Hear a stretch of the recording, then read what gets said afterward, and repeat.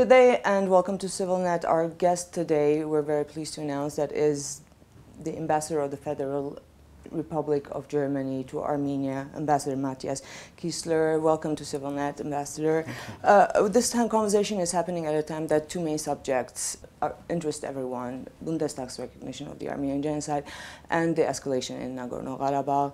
We start with Nagorno Karabakh. This escalation happened at a time that Germany took over the chairmanship of the OSCE Minsk group. So Germany's involvement in this negotiations process, what's your opinion? How will it proceed? That's true. We started with our chairmanship beginning of this year. And I think at the beginning of this year, nobody really expected that there would be this escalation on the 2nd of April with the war and then with the ceasefire. Indeed, we are very much involved in it. And the chairman in office, Minister Steinmeier, made it very clear also recently, commenting the important meeting in Vienna, that we should proceed. And that means the chairman in office fully supports the idea brought by the three co-chairs of the OSCE Minsk group. That was agreed in Vienna by both sides, by Armenia and by Azerbaijan, to come forward with the implementation or with the establishment of an investigation mechanism and to increase the staff of the personal representative of the chairman in office, Ambassador Kiesler, to make the monitoring at the line of contact even better. The investigation of who escalated the conflict was not on the OSCE agenda to begin with. This is something that came was put on the agenda following the Vienna. What do you think practically the effort and the time that diplomatically it would take for it to establish, have a result of this investigation? It depends very much on the political will of all sides, mainly those here in the region. Then, of course, because it's an OSCE matter, of the will and the readiness of all participating states to support these ideas. Now we are talking about the increasing of the staff of Ambassador Kiesler, and we hope that we come forward with this idea. Well, there's always talk of an investigation, but there's never a discussion about what would be the repercussions if one side or the other was found out to be the perpetrator in this case. But I think, first of all, let's start with it to implement or to find solution for an investigation mechanism, and then we will see. And at this point, the way the negotiations are proceeding and the expected meeting of the Armenian and Azerbaijani presidents in a month, I suppose, what are the expectations from the second step of this meeting? I don't have exact information if there will be a meeting, but I want to make clear that we had the meeting on the 16th of May in Vienna. I think it was a great step forward. When you think about it, that only 1.5 months ago we had the war in Nagorno Karabakh, that the two presidents met and that they agreed on something. This was a very important step. And now we have to work on what was agreed. And hopefully there will be another important meeting between the two head of states. But I don't have any concrete information and if it will take place and where and when it will take place. And generally, diplomatically speaking, do you think the April escalation helped the negotiations go forward faster, which seem to have been in a relatively stagnant state in the years before? Indeed. I think there was not a lot of movement. The president met last December in Switzerland, and obviously there was no concrete result. So if you take now the meeting in Vienna instead, and where we have concrete results, there's some progress.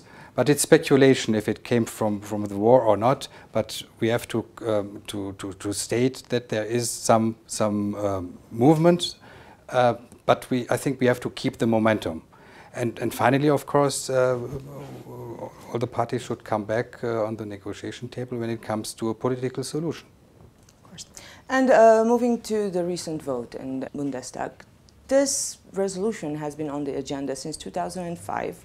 It was scheduled for last year and postponed for the clear purpose of not disturbing Turkish-German relations, and yet easily and almost with one abstention and one against passed this year. What has changed since 2005 until last year, and especially between last year and now? We had a discussion last year, as you said, in April 2015. It was a very, how should I call it, a very deep debate in the German parliament.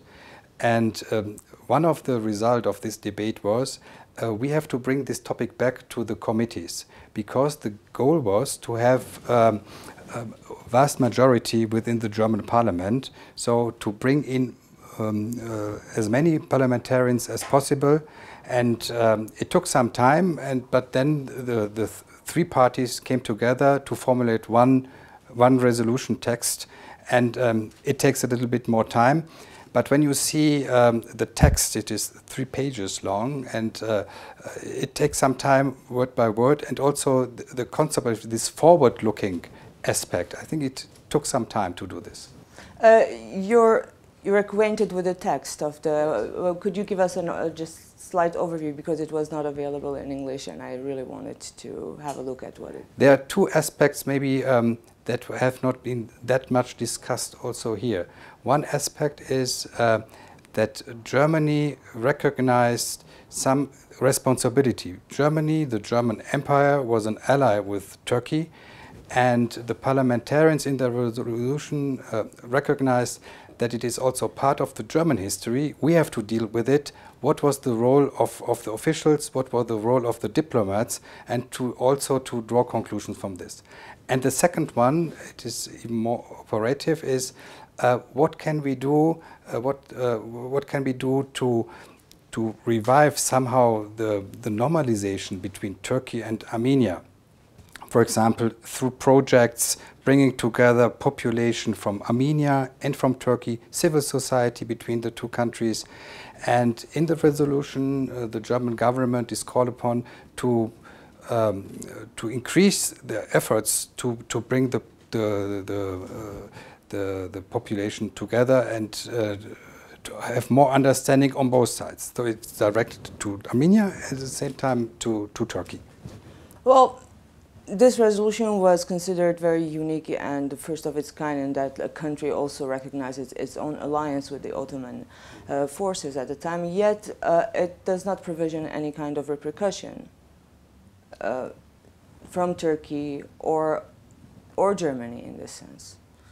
We admit the involvement, or Turkey should admit its own fault in this case, but yet there is no repercussion expected from this realization of this fact. There's this encouragement also directed to Turkey to think about the past and to draw their conclusions on that. But it is mainly, it's a resolution by the German parliament. It's about Germany. And a lot of the time in the debate about the Armenian Genocide, usually the Turkish diplomatic approach is that there should be historians who should look into this matter. When the Bundestag recognizes its own affiliation with Ottoman forces, does this put the subject of historians looking into the matter out of the equation? As like a country like Germany, with a record of doing the right thing, has recognized its own involvement, alliance. So there should be no more doubts if it's historically a fact or not. I think it's always important to talk to each other if the historians do it, and then it's a matter of how to put the framework under which conditions. And this was, I understand, it was left open in the resolution.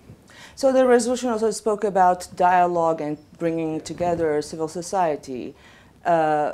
Any practical steps from the embassy in Yerevan, German embassy, to make this dialogue happen? We already have some projects, and we will propose new projects. We feel encouraged to propose new ideas. I'm in contact with different NGOs here, and to think about it, what can we do in practical terms? For example, maybe bringing journalists together. This would would be some of the ideas, or maybe school children, more exchange, that you visit the other side. I think it's very important to get a objective perspective and opinion of the other side. And by visit, it would be maybe a very good mean. And maybe I'm looking really far into the future. We have some experience with our neighbors. You know that Germany and France had a very complicated history, the same with Poland. But when you see how our relations with our neighbors developed after the Second World War, nobody believed that we could set up a friendship treaty with France in the early 60s, and we set up the youth work between France and Germany, and millions of young people, school children, students, they visited France from Germany, and French people to Germany. And the same we did after the fall of the wall with Poland, the other big neighbor in the east. I think this kind of project should be developed, where we really bring normal people together and have a better understanding about the situation in their country. It's not black and white, this world. There are shades in it, and we should use those who are willing to do more understanding. And this could be one way for further normalization between Armenia and Turkey. Do you think civil societies in both Armenia and Turkey are ready for this kind of dialogue? Maybe if the initiative is taken by maybe not all, but I think there are people in both countries that are open for new ideas and for more understanding, and to participate in these kind of projects. Well, I ask because the unresolved Nagorno Karabakh conflict, that's also a problem on the way to this dialogue. Indeed, and I see there is a growing gap also between the populations here in Armenia and Azerbaijan. Maybe it is more complicated because you had a war here, and the problem is not solved. So it is difficult, but it is important, I think, once again, it's not black and white, and I would like to see both societies, both in Azerbaijan and in Armenia, to be more open and to see also the human being on the other side. Maybe there's also the other side suffered a lot. It's not only my own side that suffered, but maybe some understanding that the other side also suffered. And if you develop this understanding, this mutual understanding, I think you can. It's a big step already, and not this thinking in black and white categories. Thank you very much, Ambassador Kiesler. Thank you for being our guest today, and we thank the viewers for being on CivilNet.